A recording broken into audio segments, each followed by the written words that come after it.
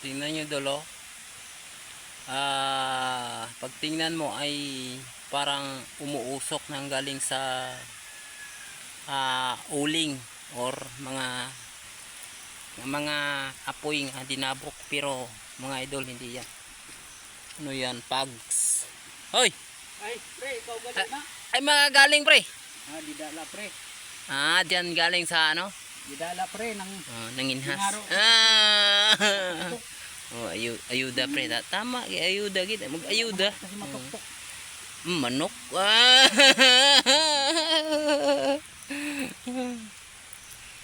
So, ang lakas ng ulan pa rin, oh. Grabe. Grabing ulan. Grabe mo pa. Akala mo Berman, no? Di pala Berman, pre. Ayan. Maayo ka na buyag. Adi pa pre. Adi pa kayo? Hihingal pa po. Hapo. Umugi na. Dugay na maayo. Hali di kusenda pa kadi.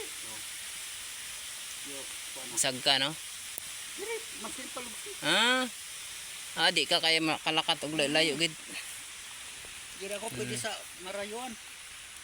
Ano ka, hina pang ano mo puso. Mo gina pre. Pahinay lang no. Di ka pa katrabaho. Pre. Pwede ka, basta magaan lang na trabaho. Nga lukad dili pa. Pwede. Dapat sa una ikaw gid bulig ni Pre Jube, no? Oo. Hindi na pwede. Naman.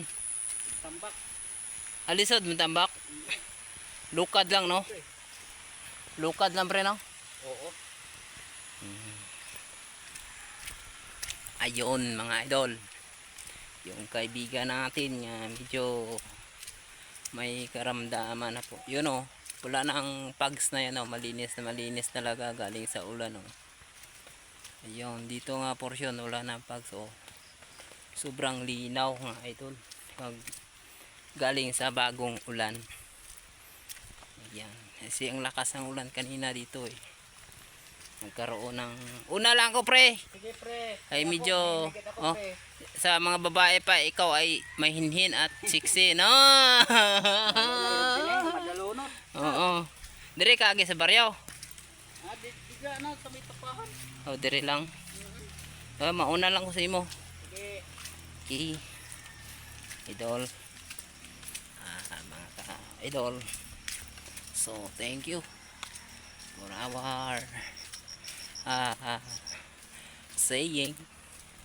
Dahil pauwi na po tayo galing sa farm yun, nagkabagatan kami ng kaibigan ko, tsaka siya ay talagang may karamdaman sa hapo mga idol. Yan, pupuntang bahay oh. Ito yung daanan puntang bahay galing sa farm. So kanina medyo naguna kami mga dol. Naguna kami kanina dol. Tingnan nyo mga dala ko. Mayroon po akong dalang gulay. Yun dol. Ayun dol. Dalawang pirasong upo kasi reject ko kanina no, kinuha na hinarvest kanina. So nagpick up po yung buyer natin doon kanina mga idol. Saka nagdagdag siya pick up ng siling labuyo si kahapon at sa hanggang ngayon nag-harvest kami kanina umaga. So nabutan ng medyo malakas na ulan, nagdamo kami doon hanggang kami ay nababasa. So ang ganda ay trabaho mga ka-farm kapag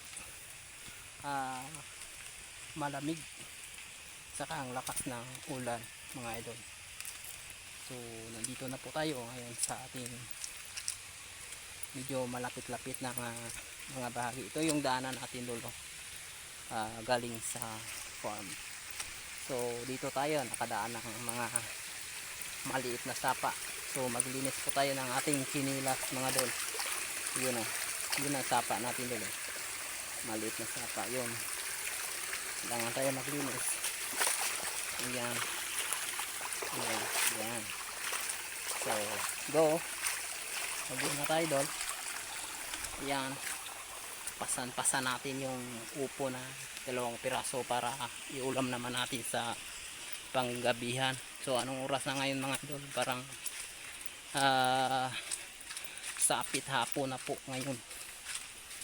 Yung ayong thank you mga idol.